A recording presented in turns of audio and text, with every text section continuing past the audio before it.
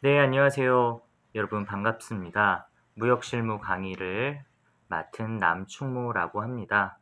원래라고 하면은 내일 여러분들이랑 만나서 강의를 진행을 해야 되는데, 코로나 사태 때문에 이렇게 아쉽게도 일단 온라인으로 강의를 진행을 먼저 해야 될 것 같고요.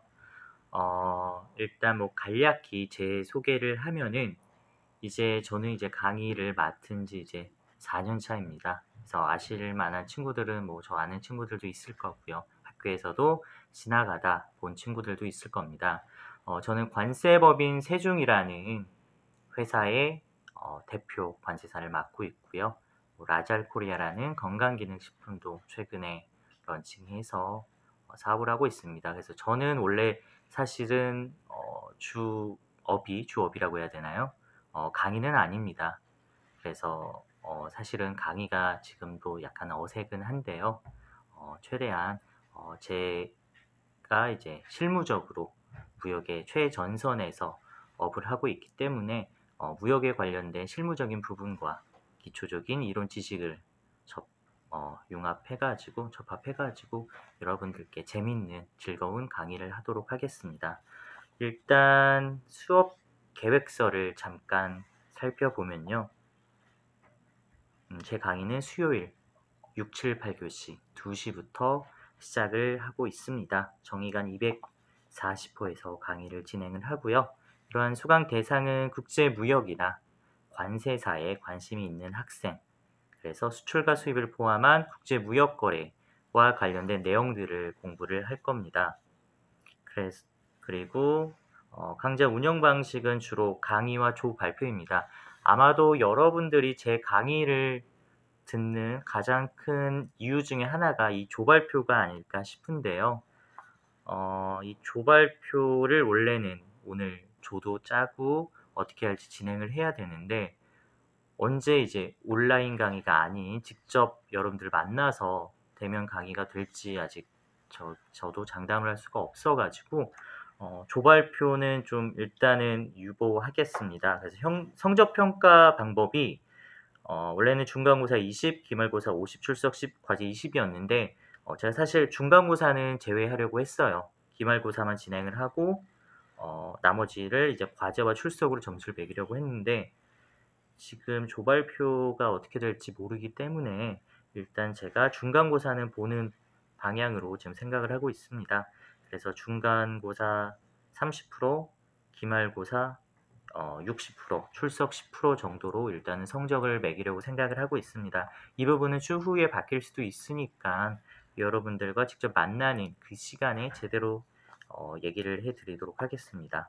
그 교재는 이제 오원석 교수님께서 작성하신 무역 상무를 기초로 수업을 진행을 할 거고요. 그래서 여러분들은 이 책을 구매를 하시면 좋을 것 같고, 그리고 이제 온라인 강의이기 때문에 책보다는 PT로 그 강의를 하는 게 더 좋을 것 같아서 PPT를 준비를 했습니다. 그래서 이제 첫 번째 무역 실무에 대한 과목에 대한 설명도 드릴 거고, 무역 상무의 이해, 무역계약 성립 이런 식으로 강의를 진행할 예정입니다. 그래서 총 원래는 16번의 수업이 있는데요. 중간고사, 기말고사를 제외하면은 14번의 수업을 진행을 할 겁니다. 그래서 원래는 제 수업은 이제 기초 이론보다는 실무적인 내용들을 접합해가지고 강의를 진행을 할 거고요. 무역 실무의 기초 이론에 대해서는 그 무역 실무의 대가이신 조영복 교수님께서 수업을 진행을 할 건데, 이 부분은 제가 조금 이따가 설명을 드리겠습니다. 그리고 한 3분의 1 정도는 제가 멘토분들을 모셔가지고 여러분들한테 특강을 진행할 계획이었어요. 그래서 지금 있는 커리큘럼이랑 조금 다르게 진행이 될 건데, 원래 이 멘토분들을 제가 한 4-5분 정도를 모시려고 했는데 지금 시국이 시국이니만큼 어떻게 진행이 될지 모르겠어요. 그래서 이 부분도 최대한 좋은 멘토분들을 모셔서 만약에 직접 강의가 시작이 된다면은 저번 학기에는 이제 아나운서 분이나 MBC 아나운서, 그리고 이제 기업 대표님들을 모셔가지고 강의를 좀 도와드렸는데요. 그래서 이런 분들이 오셔가지고 여러분들의 멘토가 될 만한 되게 좋은 주제를 가지고 강의를 진행을 했었는데요. 이번 학기도 마찬가지로 기회가 여건이 주어진다면은 좋은 분들 모셔가지고 좀 도움이 될 만한 부분들을 주제를 가지고 강의를 하도록 하겠습니다. 그러면은 일단은 오늘은 이 OT만 끝나고 제가 말씀드린 조용복 교수님께서 무역 실무와 관련된 강의들을 좀 설명을 드릴 거예요. 그래서 일단은 조용복 그 교수님 잠깐 소개를 좀 하겠습니다. 네, 안녕하십니까. 조용복이라고 합니다. 저는 그 옆에서 말씀하신 남충모 교수님이 대표로 계신 그 관세법인 세중에 관세사로 있고요. 나무경영 아카데미라는 학원에서 무역실무를 강의하고 있습니다. 근데 저번 학기도 좀 이렇게 인발부를 하고 강의에 연관을 좀 해서 보니까 최고의 강의인 것 같아요. 그런 과정을 제가 대학 다닐 때도 듣도 보도 못했던 그런 과정이었고 좋은 분들도 만날 수 있는 그런 과정이었고 특히 조발표가 제가 이렇게 처음 보는 그런 그 발표였는데 너무 좋았던 것 같아요. 실제로 대학교를 졸업하고 나서도 이렇게 평생 남는 강의 중에 하나가 될 거다라고 저렇게 확신을 갖다 하고요. 여러분들이 선택한 그 선택에 대해서 후회가 없을 것 같습니다. 그래서 이번 OT 끝나고 이제 조용복 관사님께서 이제 무역에 대해서 좀 설명을 드릴 거고요. 그 참고로 말씀드리면은 이 수업이 원래 50명 수업이었다가 좀 신청하는 친구들이 많아가지고 80명으로 정원을 늘렸습니다. 저번 학기에도 이제 80명 정도 진행을 했었는데 정의관 240호가 아마 80명이 정원이 한계일 거예요. 그 이상의 인원을 받아주면은 이제 뭐 계단에서 강의를 듣거나 좀 어려운 환경에서 강의할 수밖에 없기 때문에 좀 신청한 친구들이 굉장히 많은데 미안하게도 좀 80명으로 정원을 좀 제한을 해야 될 수밖에 없다는 점 좀 양해를 바랄게요. 나중에 추후에 좀 더 큰 강의실에서 만약 강의를 진행한다면은 네, 그때는 좀 더 넉넉하게 강의를 진행하고 이번에는 80명 정도로 인원을 한정해가지고 수업을 진행하도록 하겠습니다. 그 점 좀 양해를 부탁드리고 일단 OT는 이 정도로 하고 이제 조용복 관세사님께서 온라인 강의를 진행을 하고 얼른 여러분들과 직접 만나서 강의도 하고 조발표도 준비했으면 합니다. 참고로 원래 첫 번째 시간에 항상 그 반장을 뽑았었는데 반장을 뽑고 조를 구성을 했는데 지금 뭐 반장을 좀 뽑을 수가 없으니까 혹시라도 저한테 따로 반장을 하고 싶다라는 친구가 있으면은 저한테 한번 연락을 주세요. 왜냐면은 Y색에다 뭐 여러 가지 자료도 올릴 건데 실시간으로 여러분들과 얘기를 하려면은 카톡방을 하나 만드는 게 좋을 것 같아요. 그래서 혹시라도 여러분들 중에 나는 반장이 하고 싶다. 저랑 좀 더 얘기를 하고 싶다라는 친구가 있으면은 저한테 문자나 메일을 보내주시면은 그 중에서 반장을 선정을 해가지고 카톡방을 구성을 해서 여러분들과 조금 더 대화를 나누도록 하겠습니다. 아무튼 이 정도로 OT를 하고 추후에 공지사항이 있으면은 카톡방 또는 Y색에다 공지를 하도록 하겠습니다. 네, 그러면은 얼른 여러분들 만나는 날을 고대하도록 하겠습니다. 빠른 시간 내에 건강한 모습으로 뵈었으면 좋겠습니다. 네. 자, 그러면 우리가 공부하는 교재 무역상무 오원석 박광서 공저로 되어 있는 책으로 공부를 하게 될 겁니다. 해당 교재의 가장 첫 부분이 무역의 의입니다. 무역의 의. 자, 의의 하면 이게 무슨 뜻으로 여러분들 알고 계셨나요? 의. 개념, 그 다음에 중요성, 우리가 이것을 공부해 봐야 되는 이유, 이런 것들이 의의라는 거죠. 그래서 무역이란 도대체 무엇이며 무역을 우리가 왜 공부할 가치가 있는가, 이런 것들을 따져보는 것을 무역의 의의라고 이렇게 얘기를 합니다. 그래서 제가 어떻게 하면 여러분들이 무역에 대해서 가장 선명하게 이해를 할까라고 고민을 하면서 여기저기 뒤적뒤적 하다가 사진을 찾아보니까 여러분들이 보고 있는 이 화면, 감자가 보이고 이런 그 동전 같죠? 동전이 보이고 계산기가 보이고 뭐 이런 밑에는 뭔가를 갖다 적은 장부들 같아요. 그래서 이런 것들이 들어가 있는 사진이 조금 무역이 무엇인가를 이해하는 데 좀 도움이 되는 사진이 아닐까라는 그런 생각인데, 그렇다고 해서 이 그림이 아주 그 심오한 내용들을 담고 있는 건 아니고 그냥 무역이라는 게 무언가를 그 교환하는 교환 행위 뭐 이런 것들이라고 보면 되겠다라는 거죠. 그래서 무역이 뭔지를 여러분들이 좀 감을 잡아라 라는 취지에서 이 사진 제가 골라봤어요. 그래서 여기 보면 그 감자 한쪽에는 여기 보면 숟가락이 어떤 그 저울의 역할을 하는 거죠. 그래서 감자랑 대등한 가치, 감자의 정확한 가치는 얼마인가 이런 것들이고, 그것들을 저희 계산을 갖다 해보는 거예요. 해봐서 저 감자를 이 가격에 사게 되면 나한테는 유리하고, 그 매수인의 입장, 사는 사람의 입장에서는 그렇게 얘기를 할 거고, 파는 사람의 입장에서는 이 감자를 갖다가 저 금액만큼 받고 팔면 나한테 이익이 될 것이다 라고 이렇게 생각을 하는 거예요. 자, 그래서 뭔가를 맞교환하는 그런 행위를 뭐라고 한다? 트레이드라고 이렇게 얘기를 갖다 해요.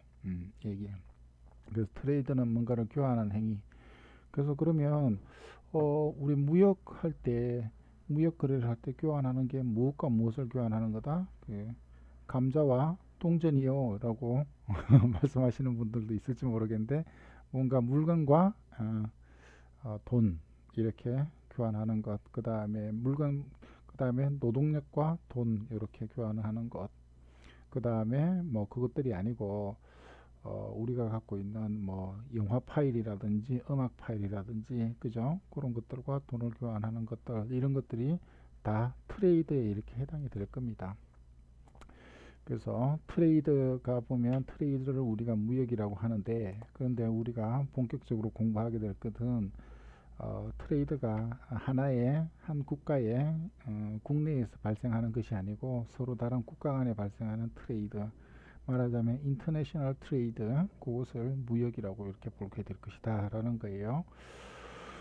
그래서 감자 사진을 갖다가 제가 올려놓은 이유는 여러분들이 이 사진을 보면 무역이 뭔지 좀 감잡았다, 감잡았다 그런 게 아니고 감잡았다. 아유, 썰렁해 죽겠죠, 그죠? 이렇게 온도가 팍팍 떨어져요. 봄이 오나 싶었는데 꽃샘추위가 되는 건데, 이거는 제가 좀 그 병이에요. 막 이렇게 시도 때도 없이 그런 것들이 나오니까 여러분들께서 조금 넓은 마음으로 이렇게 이해를 갖다 해주셨으면 좋겠다라는 겁니다.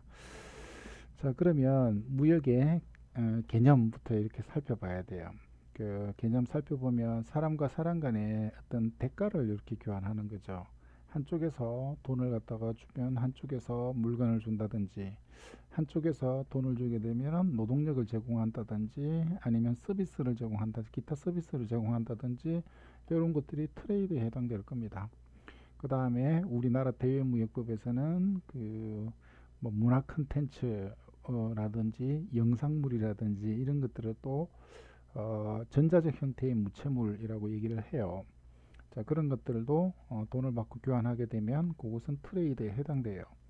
그런데 여기 보니까는 대가의 교환이라고 이렇게 보니까 물물 교환 같은 것들도 있을 수가 있죠. 물물 교환도 교환이니까 무역에 해당되는 거예요. 트레이드에 해당되는 거죠. 그 다음에 그 물건과 서비스 노동력과의 교환, 이런 것들도 다 무역의 개념에 들어가겠다라는 거예요.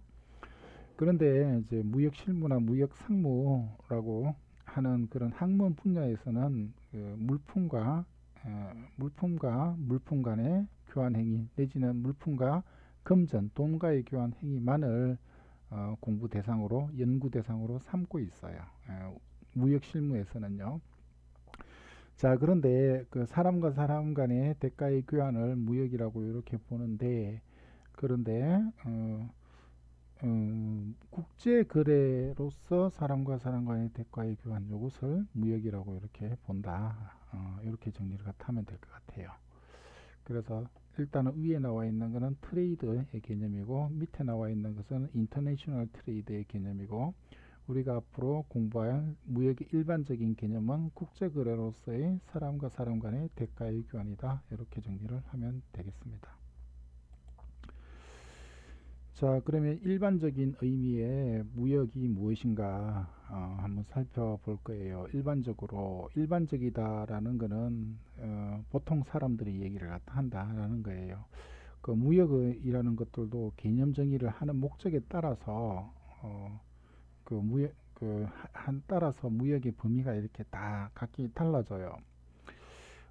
그래서 보면 어떤 단어라는 것들이 그 A라는 사람 머릿속에서 그 단어의 개념하고 B라는 사람의 머릿속에서의 단어의 개념이 이렇게 다를 수가 있어요. 특히 추상적인 것들, 이런 것들이 있겠죠.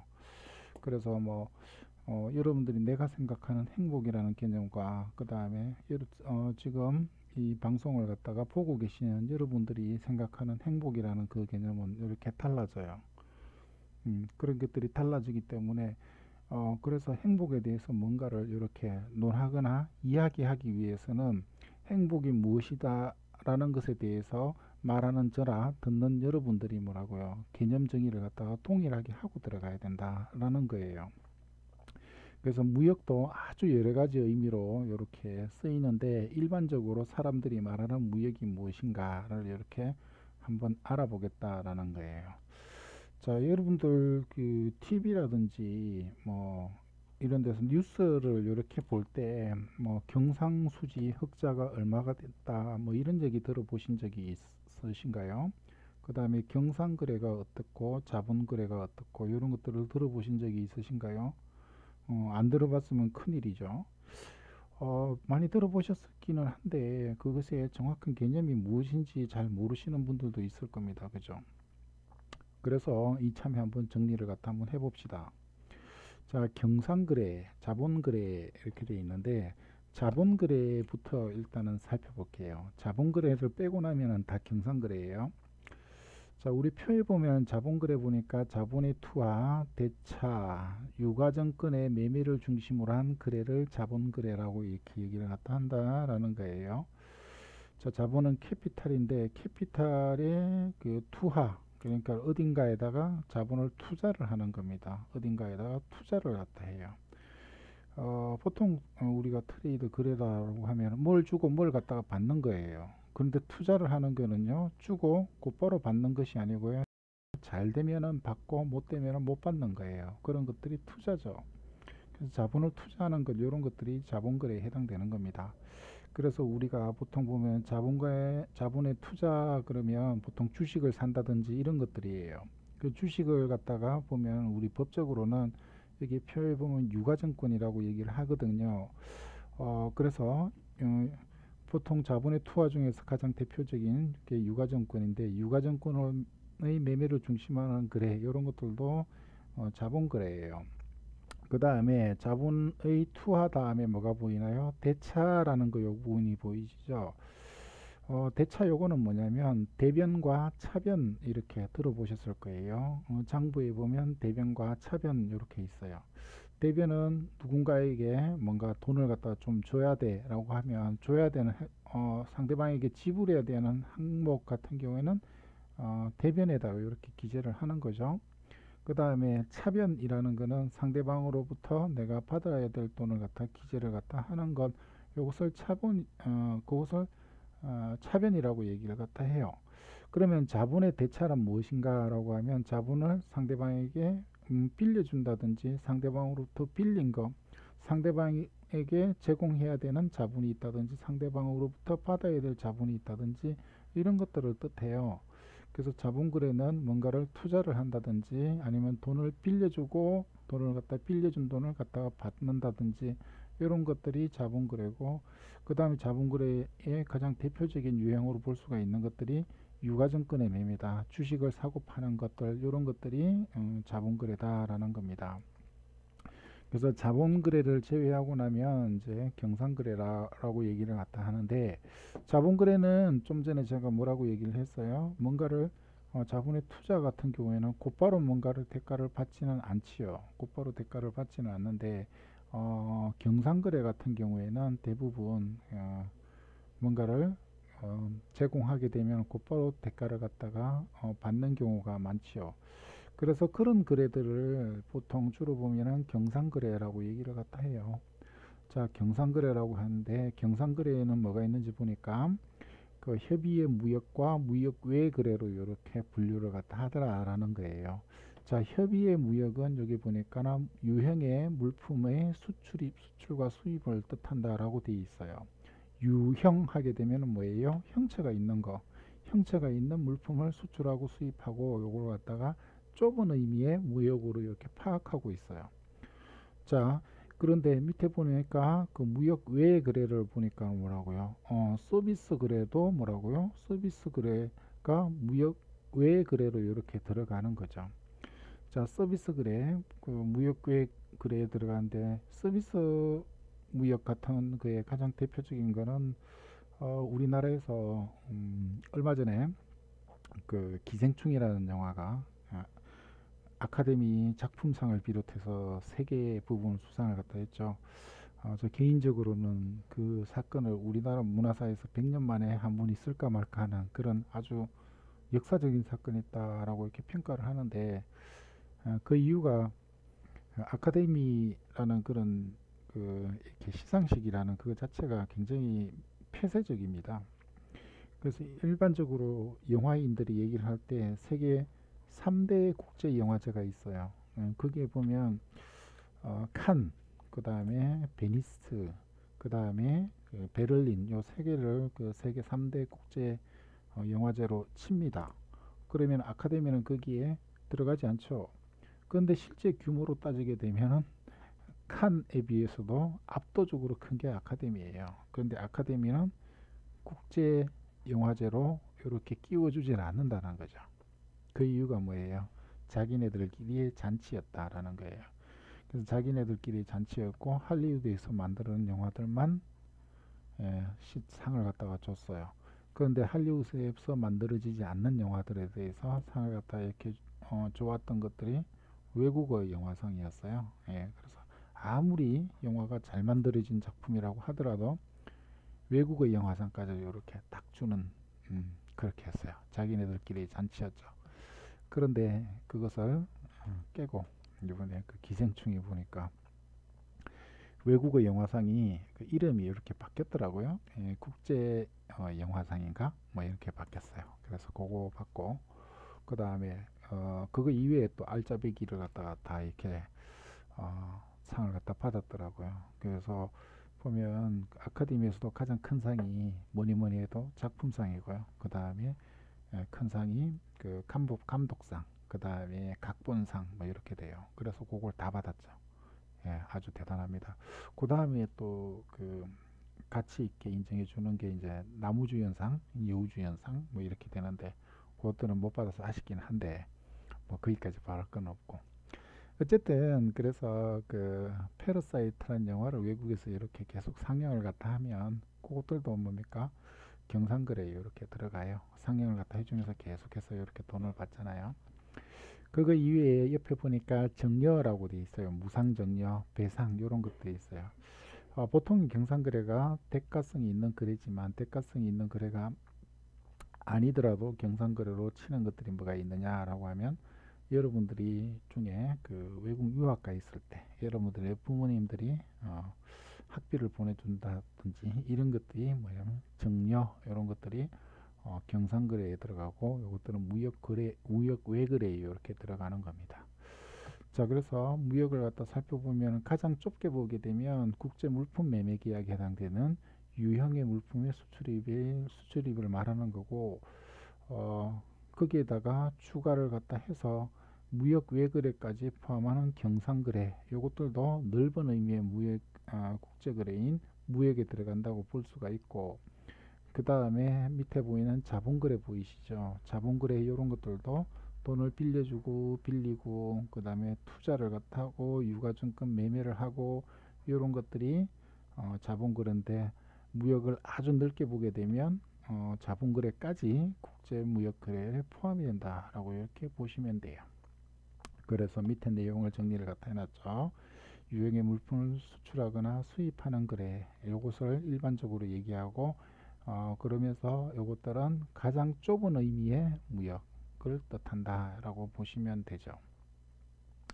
그 다음에 물품이 아닌 용역거래 등은 무역 외거래로 분류하는 것이 전통의 분류 방법이었는데, 최근에는 재화나 용역의 거래는 물론 투자, 자본거래까지 모두 무역의 개념에 포함시킴으로써 국제거래 전체를 의미하는 용어로 사용되기도 한다라고 되어 있어요. 자, 여러분들 WTO라고 이렇게 들어보셨죠? 세계 무역기구, 월드 트레이드 오거니제이션. 거기서도 보면 예전에는 상품 거래만을 이렇게 대상으로 이렇게 어떤 질서를 이렇게 만들었었는데, 최근에는 서비스 무역에 관련된 협정들도 이렇게 만들고 있어요. 그래서 WTO가 생각하는 그 무역의 범위도 넓은 의미의 무역에 해당한다, 이렇게 보시면 되겠습니다. 자, 그 다음에 그래서 무역은, 그래서 아까 봤던 전 슬라이드에 봤던 일반적인 의미의 무역 요구는 사람들이 보통 사람들이, 어떤 사람들은 좁게 볼 때는 국제 물품 매매 계약을 무역이라고 보고, 또 일반적인 쭉 많은 사람들 중에 어떤 사람들은 자본거래까지 포함한 모든 거래를 무역으로 파악하고 있다라는 겁니다. 자, 그러면 대외무역법, 우리나라에서 무역에 관련된 그 세 개의 법이 대표적으로 있어요. 무역을 하다 보면은 수많은 법들이 이렇게 적용이 되는데, 물건을 사는 사람과 파는 사람 사이에 적용되는 법이 있죠. 사는 사람과 파는 사람들 사이에 그 법률 관계를 나타내는 것, 그것을 국제거래법이라고 해요. 국제거래법. 그래서 한국 사람과 미국 사람이 거래를 할 때 적용되는 법, 한국 사람과 중국 사람이 거래를 할 때 적용되는 법.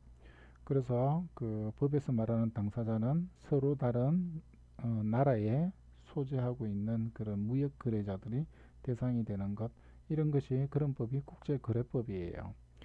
국제거래법만 있는 것이 아니고 국제통상법이라는 것도 무역거래에 적용이 돼요.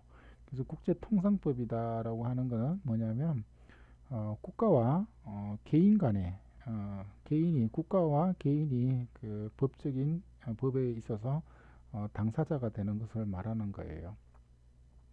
저 당사자가 되는 것을 말하는데, 그래서 보니까는 그 관세법, 대외무역법, 외국환거래법, 이런 것들은 그 법률 당사자와 우리나라 대한민국 정부와 무역 거래를 하는 우리나라 국민이 이렇게 됩니다. 그래서 대외무역법을 위반하게 되면 우리나라 정부에서 뭔가 처벌을 갖다 한다든지 이렇게 하는 거예요. 그 다음에 대외무역법에서 무역 거래를 하는 사람들이 무역을 해야 우리나라를 먹고 사니까, 이렇게 무역에 해당되는 무역의 범위에 들어가게 되면 정부에서 적극적으로 지원 조치, 지원 시책을 추진할 수도 있고 그렇습니다. 그래서 도대체 무역을 어디까지를 무역이라고 해야 되는지를 갖다가 정확하게 개념 정의를 해야지만 무역 관련된 법규를 위반하게 되면 처벌도 할 수가 있는 것이고요. 그 다음에 대외무역법에서 정하는 무역의 범위 안에 들어와야지만 국가에서 어떤 국가 세금을 들여서 어떤 국가 공적 자금을 투입해서 지원하고 육성도 할 수 있는 그런 것이 되는다라고 보시면 돼요. 자, 그래서 대외무역법상의 무역의 정의를 보게 되면 대외무역법 시행령이라는 게 있어요. 시행령이라는 거 여러분 들어보셨나요?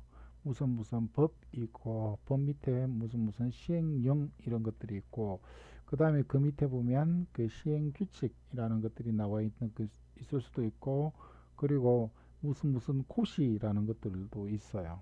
그 다음에 또 보다 보면 훈령이라는 것들도 있는데, 처음에는 여러분들이 이런 것들이 익숙치 않은데, 법을 보다 보면, 법조문을 읽어다 보면 시행령, 시행규칙 이런 것들을 많이 들어보시게 될 거예요.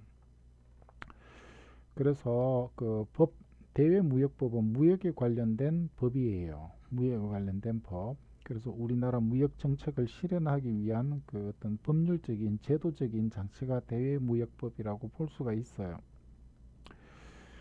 자, 그래서 대외무역법을 그 법이라는 거는 누가 만드냐면 원칙적으로 그 삼권 분립의 원칙에 그 기반해서 국회가 만드는 거죠. 국회가 무역에 관련된 법을 만드는데 그게 대외무역법이에요. 그래서 무역에 관련된 가장 일반적인 법이지요.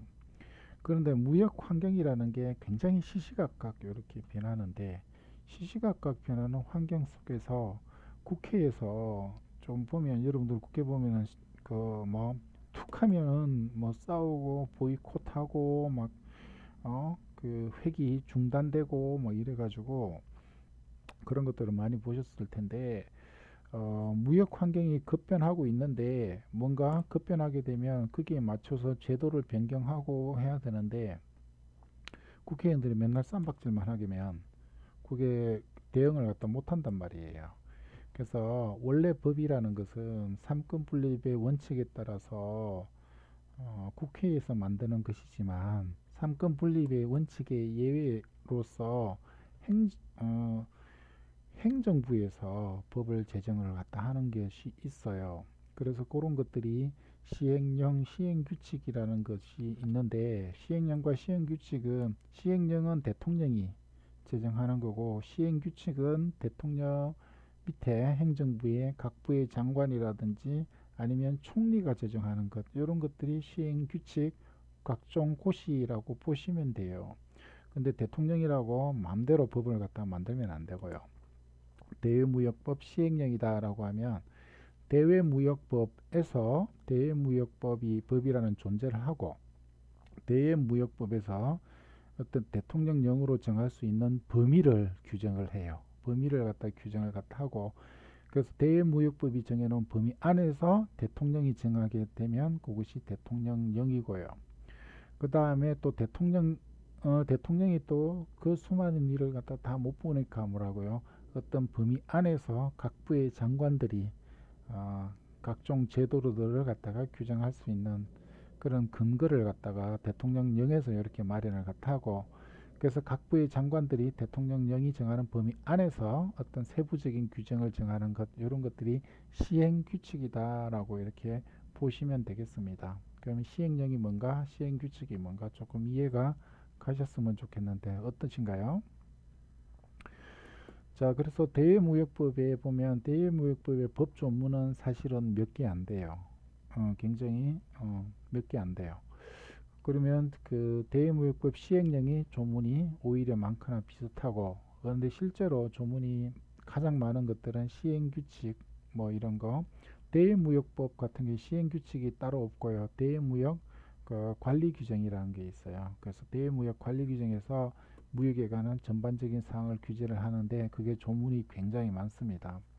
그래서 법이라는 것들은 그 법에서 어떤 그 대통령이나 아니면 기획재정부 장관이나 산업통상자원부 장관이 무역에서 정할 수 있게끔 어떤 근거를 마련해 주는 것이 대외무역법이에요. 그 근거 안에서 실제로 운영 자체는 산업통상자원부 장관, 뭐 대통령 이런 분들이 그 무역에 대해서는 어떤 그 제도를 갖다가 만들고 제도를 없애고 이렇게 한다라고 보시면 될 거예요.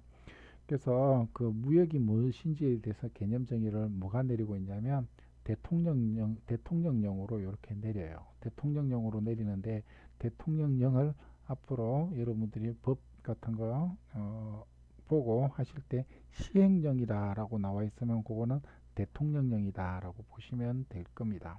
대통령이 함부로 영을 내릴 수 있는 건 아니에요. 어떤 범위 안에서 내린다고요? 대외무역법이 정하고 있는 범위 안에서 그것부터 만들 수가 있다라는 겁니다. 자, 물품 등의 수출입이라고 했는데 뭐뭐 등이라고 하면 그거 빼놓고 그거 위에 딴 것도 있다 이런 것들이죠. 그래서 물품 등이라는 거는 물품을 수출입하는 것 이외에 그것 외에 다른 것 또의 수출입도 있다라는 겁니다.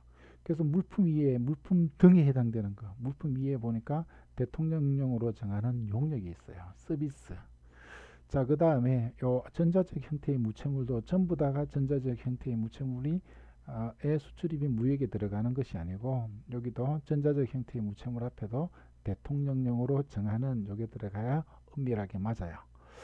자, 그러면 용역은 전부 다 그 수출입에 해당되는 건 아니고요. 그 다음에 전자적 형태의 무채물도 전부 다 수출입에 해당되지는 않아요. 그러면 대통령령으로 정하는 용역의 범위가 어떻게 돼? 라고 하면, 그건 저도 다 말씀드릴 수는 없어요. 그런 것들은 왜냐하면 대통령령, 대무역법 시행령의 조문을 확인해 봐야 돼요. 그 범위를 갖다 막 이렇게 수십 가지를 열거하고 있기 때문에 그렇습니다. 그래서 대통령령으로 정하는 용역, 이런 것들은 가장 대표적으로 볼 수가 있는 게 지식 기반 서비스만 대통령령으로 정하는 용역에 들어가요. 그러면 지식 기반 서비스라고 하면, 말하자면 제가 외국인들한테 어떤 대한민국 언어 한국어 강의를 갖다 하고 이렇게 돈을 받게 되면, 그런 것들은 그 지식 기반 서비스에 이렇게 해당이 될 수가 있어요. 그 다음에 변호사, 그 다음에 회계사, 뭐 이렇게 변리사, 이런 사람들이 뭐라고요? 어떤 그 상담을 갖다 해준다든지 컨설팅을 갖다 해준다든지 이런 것들, 그런 것들이 대통령령으로 정하는 용역에 해당이 되고, 그런 것들을 갖다가 다 모아서 어떤 서비스라고 한다? 지식 기반 서비스라고 얘기를 하는데, 지식 기반 서비스가 대통령령으로 정하는 용역에 들어가 있어서 지식 기반 서비스를 수출입하게 되면 그것은 무역에 들어간다라는 거예요. 그런 것들이 아니고 여러분들이 그 외국 가가지고 그 해외에 근로자로 나가가지고 땀 흘려서 일해서 돈 벌어서 들어온 거, 이런 것들은 무역, 그 일반적인 의미의 무역 거래에는 들어가지만 대외무역법에서 말하는 수출입은 아니다라는 거예요. 그래서 대외무역법에서 말하는 수출입에 해당되느냐 안 되느냐는 대통령령으로 정하는 용역에 지식기반 서비스만을 갖다 규정한 이유는 뭐냐면, 지식기반 서비스는 대놓고 국가적으로 밀어줘 줄 수 있는 그런 근거를 마련하기 위해서 그런 거예요.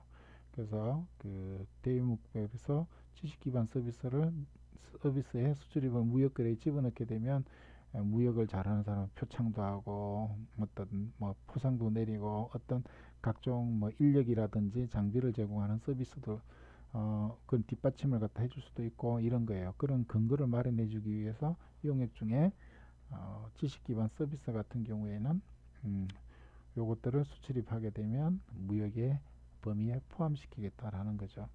그 다음 밑에 보이는 게 전자적 형태의 무채물인데, 전자적 형태의 무채물의 가장 대표적인 것은 문화 컨텐츠들이에요. 그래서 문화 컨텐츠 하면은 뭐가 있을까?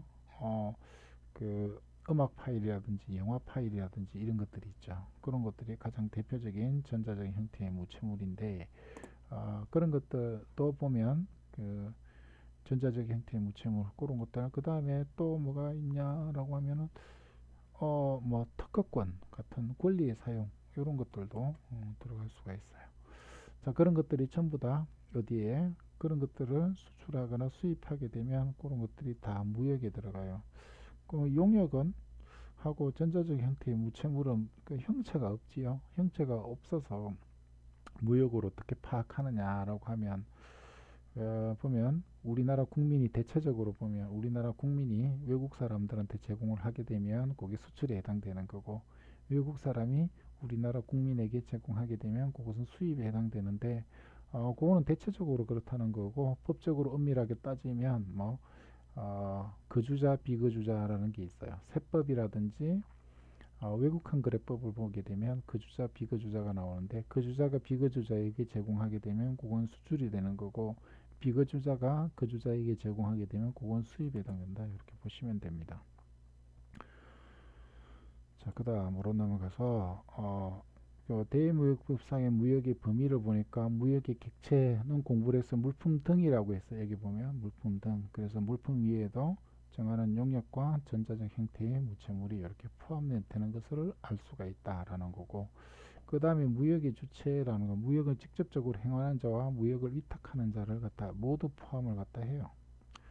자, 그래서 용역과 전자적 형태 무채물의 경우 거주자, 비거주자를 이렇게 구분하는데 지금 한자가 도망갔습니다. 자, 그래서 거주자가 그래서 용역이나 전자적 형태의 무채물은 거주자가 비거주자에게 제공하게 되면 그거는 수출이고, 비거주자가 거주자에게 제공하게 되면 그건 수입이에요.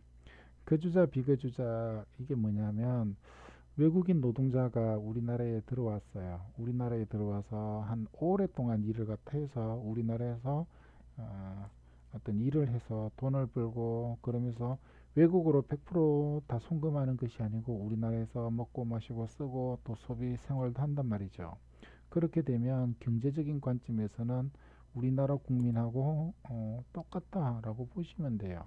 그래서 외국인들도 거주자가 될 수가 있어요. 그래서 외국인들 거주자가 되면 외국인 거주자가 되는 거고요.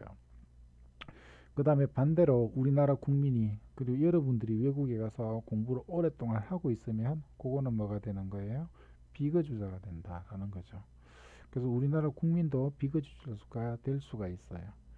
그래서 여러분이 말하자면 여러분들의 그 동생이 외국에서 공부를 하고 있는데 여러분들이 나중에 사회생활에서 돈을 굉장히 많이 벌어서 외국에 나와서 공부하는 동생에게 이렇게 송금을 갖다 한다라고 보면 국제거래의 관점에서는 뭐라고요? 수출에 해당한다라고 보실 수가 있는 것들입니다.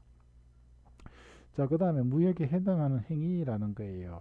자, 무역에 해당하는 행위, 그래서 무엇을 가지고 누가 어떤 행위를 하면 무역에 들어가는가라는 거예요. 그래서 요 세 가지 삼박자가 맞아 들어가야지만 무역이라고 보는 거죠.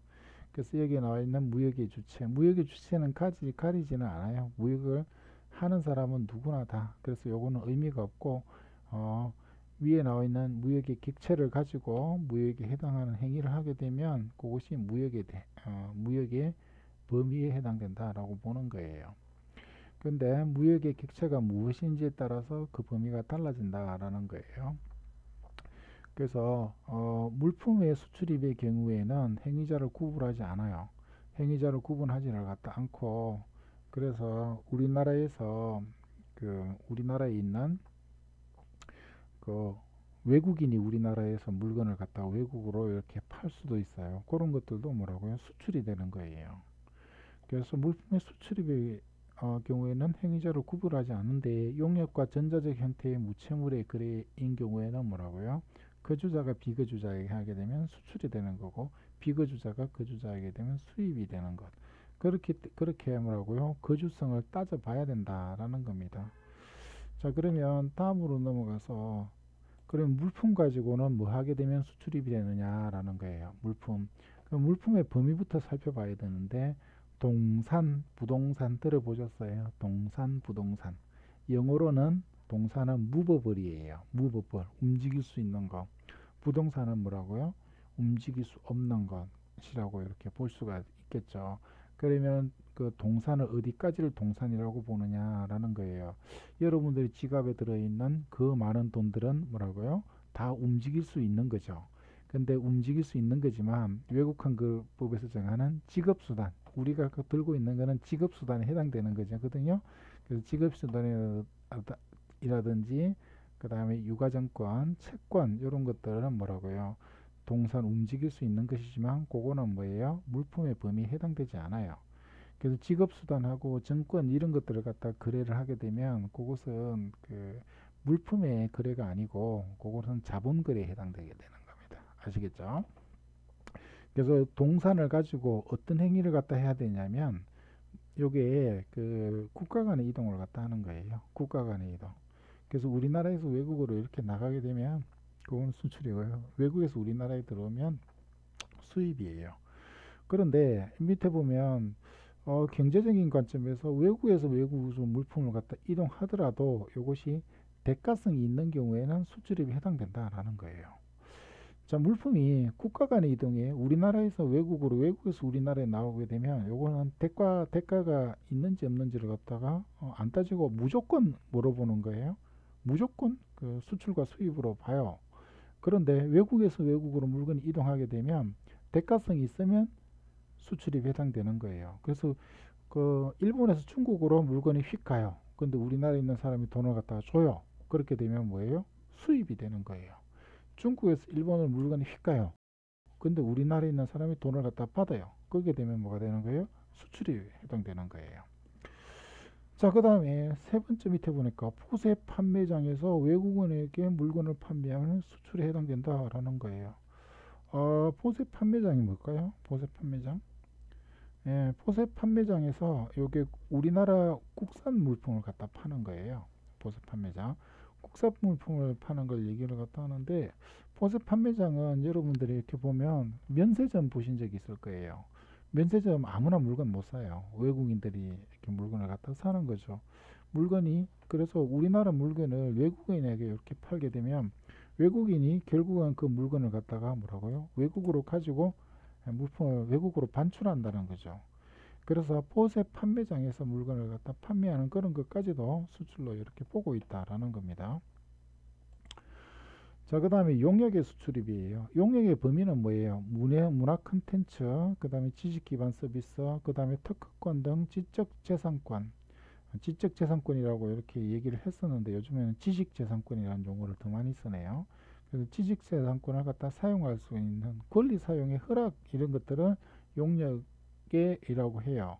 그래서 여기에 나와 있는 이 범위 안에 들어가 있는 용역 가지고 1번, 2번, 3번, 4번에 해당되는 행동을 하게 되면 수출입으로 이렇게 본다라는 거예요.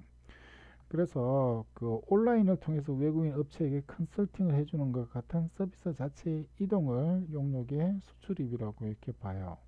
그 다음에 두 번째 보니까 국내에서 들어온 해외 업체에게 컨설팅을 제공하는 것과 같은 소비자의 이동. 그래서 소비자가 뭡니까?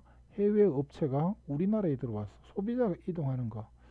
그래서 뭐 이렇게 좀 그 예를 들면 이런 것들로 볼 수가 있어요. 그 제가 아는 그 분 중에 공항에서 일하시는 분이 있는데 외국인들 중에서 이상하게 얼굴이 퉁퉁 부어가지고 다니는 외국인들이 굉장히 많다.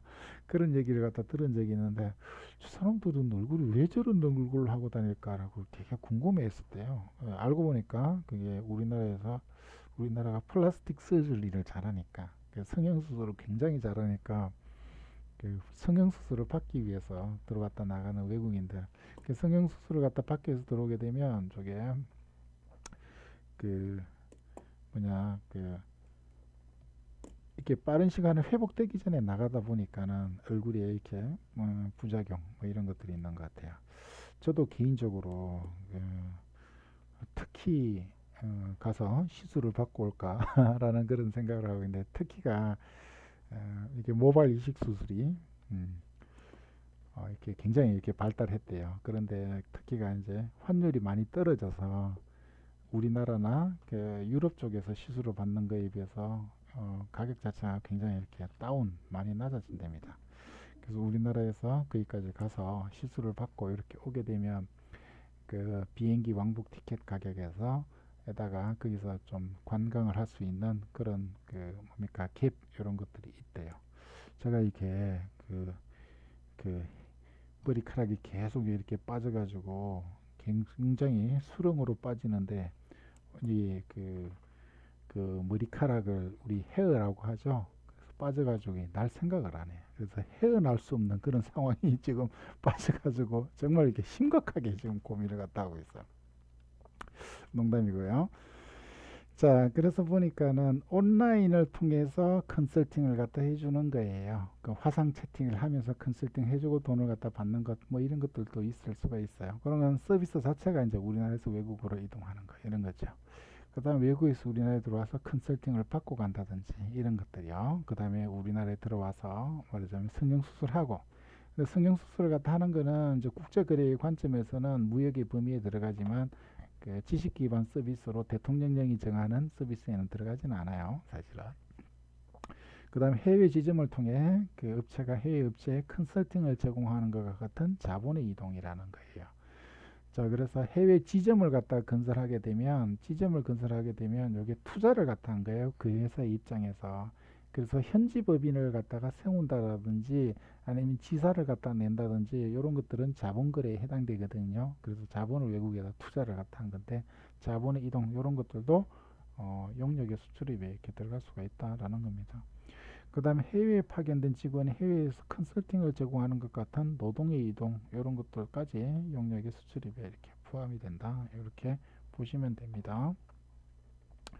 자, 그 다음에 전자적 형태의 무채물 가지고는 뭐 하면은 되느냐라는 거예요.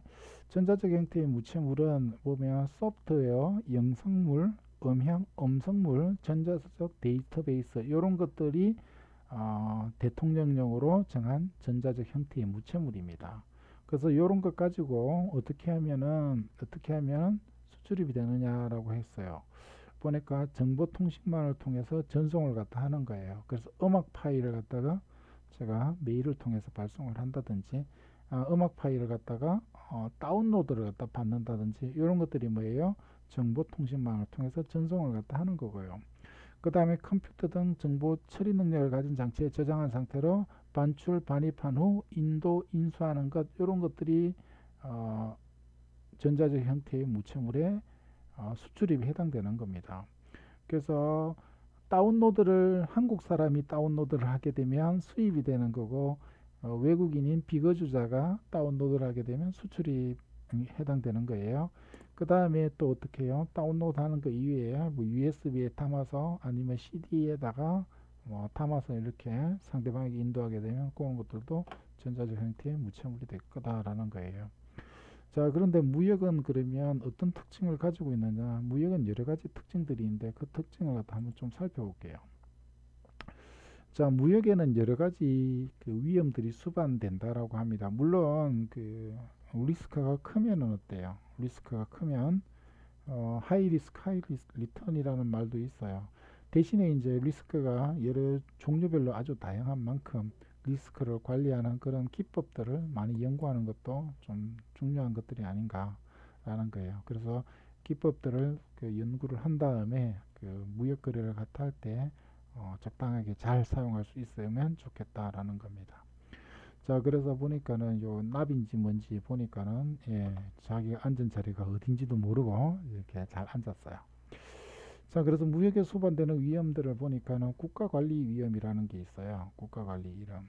그래서 어떤 국가가 정치적인 이유, 뭐 경제적인 이유, 이런 이유들로 인해서 무역에 대해서 규제를 하는 거죠. 이런 것들이 국가관리 위협이에요. 그래서 작년에 우리나라가 잘 나가고 있는 주력 산업이 반도체죠. 가장 중요한 산업이 반도체인데 그것을 일본 아베 정부에서 우리나라 반도체 산업에 그 직접적인 타격을 갖다 끼쳐서 우리나라의 경제에다 어마어마한 피해를 갖다가 주려고 이렇게 시도를 갖다 했어요. 그래서 그것들이 보면 어떻게 보면 국가관리 위험의 가장 대표적인 것이에요.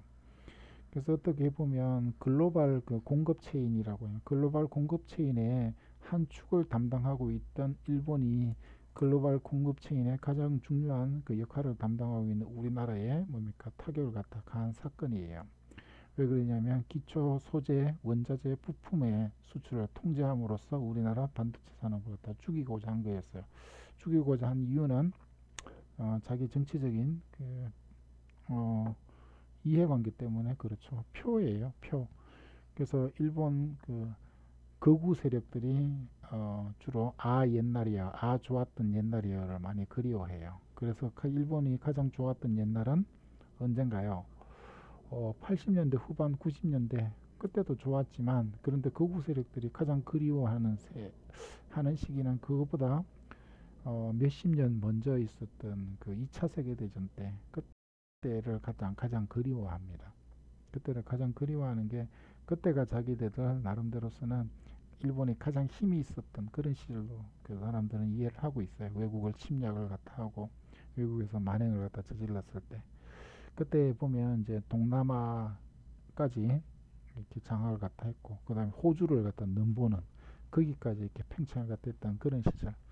그래서 일본은 다시 군사적으로 재무장도 하려고 하고 이런 메시지를 던짐으로써 거구 세력들의 표를 받아서 자기의 정치적인 입지를 이렇게 탄탄히 하려는 그런 이유로 우리나라에 대한 수출 규제를 갖다 했습니다.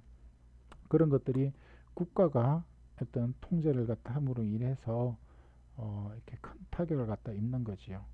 자, 그런 것들. 그 다음에 이제 예전에 이란에 대해서 금수 조치가 이렇게 풀렸을 때 그때도 이란에 가서 뭔가 비즈니스를 해보겠다라고 이제 이란을 갔다 왔다 갔다 하시는 분들을 제가 좀 목격한 적이 있는데, 근데 그리고 나서 또 그 이란과 트럼프가 사이가 나빠지게 되면서 우리나라와 이란 간의 거래가 굉장히 이렇게 제한을 받게 됐다라는 겁니다.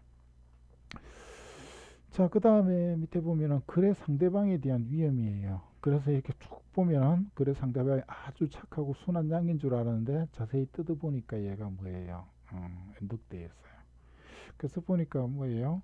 이런 것들은 상대방에 대한 위험이니까 상대방이 대금 지급을 뭡니까? 안 할 위험이라든지 돈은 먼저 받고 물건을 보내지 않는다는 그런 위험들, 이런 것들이 있어요. 자, 그래서 거래 상대방에 대한 위험으로 이런 것들을 신용 위험이나 상업 위험 이렇게 얘기를 하고 있어요.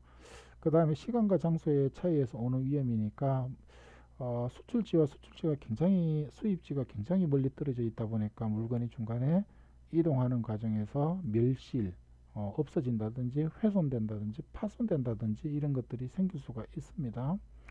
자, 그 다음에 뭐 도난을 당할 수도 있고, 그 다음에 뭐 강도를 만날 수도 있고, 이런 위험들이 있을 거고, 자, 그런 것들은 이제 장소의 차이에서 오는 위험이고요.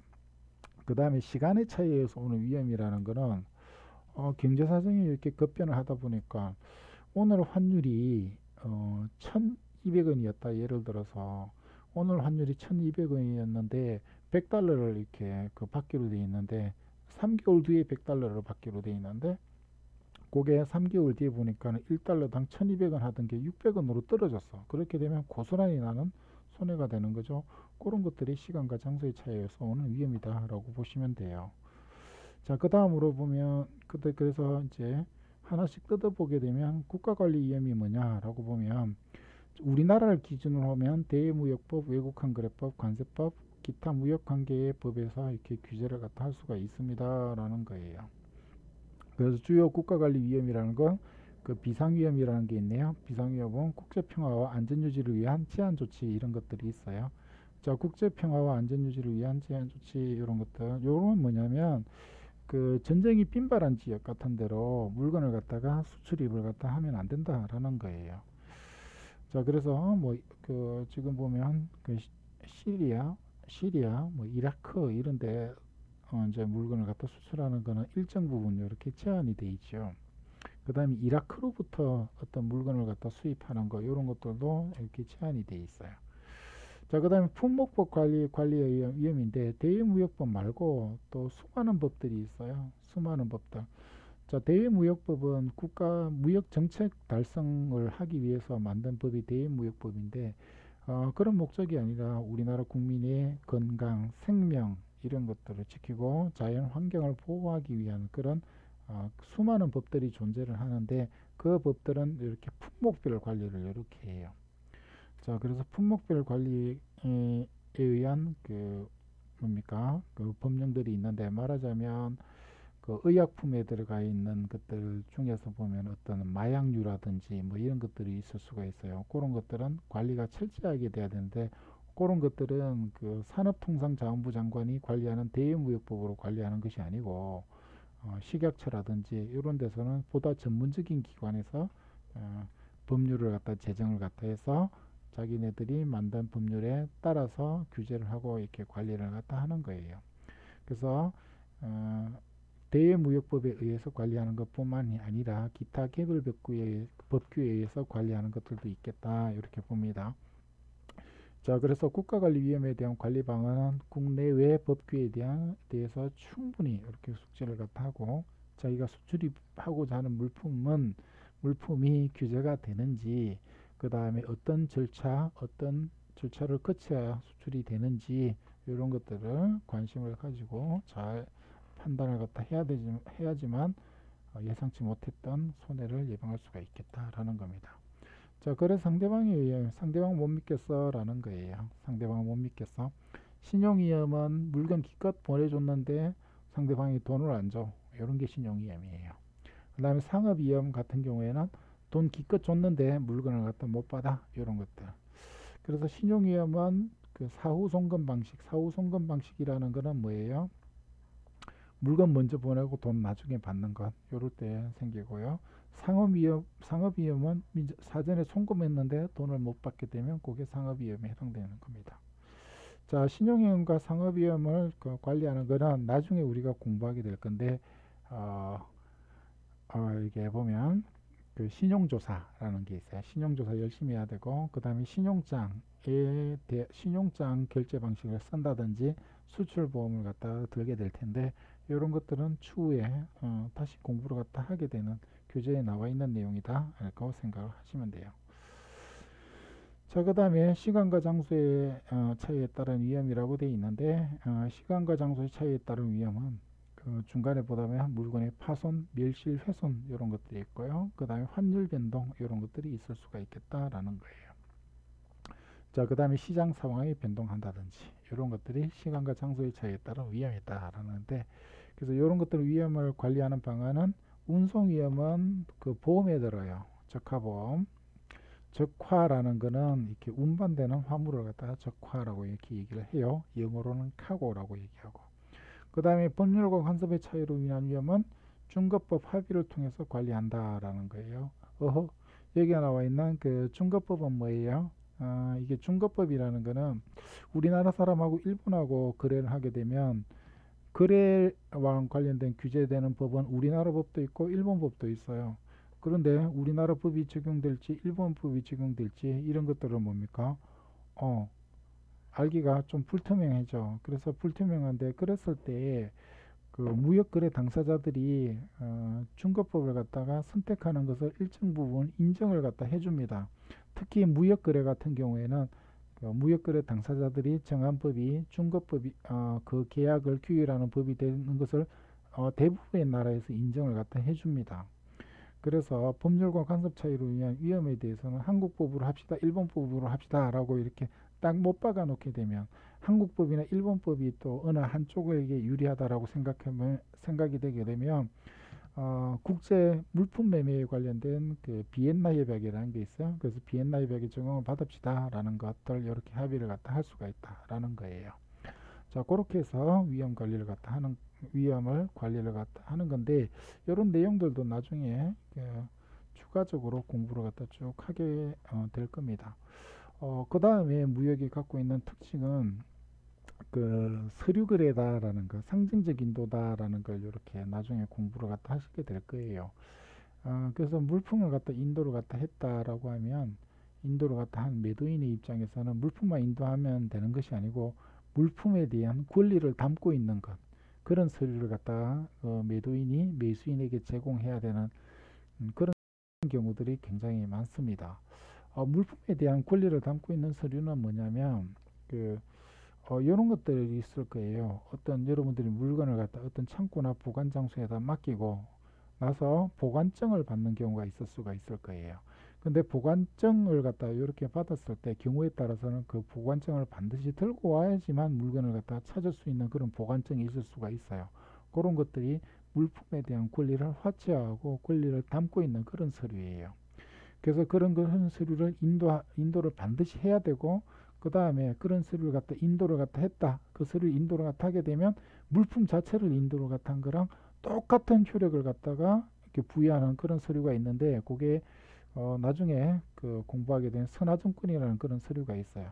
그래서 그 선박회사에다 물건을 갖다 운송을 의뢰하고 물건을 갖다 맡기고 선박회사에서 선화증권을 이렇게 발행을 갖다 하는데, 선화증권을 갖다 가지고 간 사람만 물건의 도착지에서 물건을 찾을 수가 있어요. 그 다음에 선화증권을 상대방에게 넘겨주게 되면 그 물건 자체를 넘겨준 거랑 효력이 똑같아요.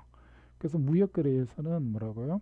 물품에 대한 권리를 담고 있는 서류를 반드시 넘겨줘야 되고, 그 서류를 넘겨주게 되면 물품을 넘겨주는 것과 똑같은 효력을 갖다 가진다라고 하는 것을 서류거래라고 얘기하고, 또 다른 말로 좀 유식하게 상징적 인도다라는 얘기를 갖다 하는데, 국제거래는 서류거래의 성격과 상징적 인도의 성격도 있다라고 이렇게 보시면 될 겁니다. 자, 그래서 이번 시간에는 무역이 무엇인지에 대해서 살짝 이렇게 알아봤어요. 맛보기를 알아봤는데 얼마나 여러분들한테 도움이 됐는지는 모르겠는데, 자, 도움이 크게 안 되셨더라도 괜찮습니다. 왜 그러냐면 좀 더 상세한 내용들은 차차 공부를 하게 될 것이기 때문에 그렇습니다.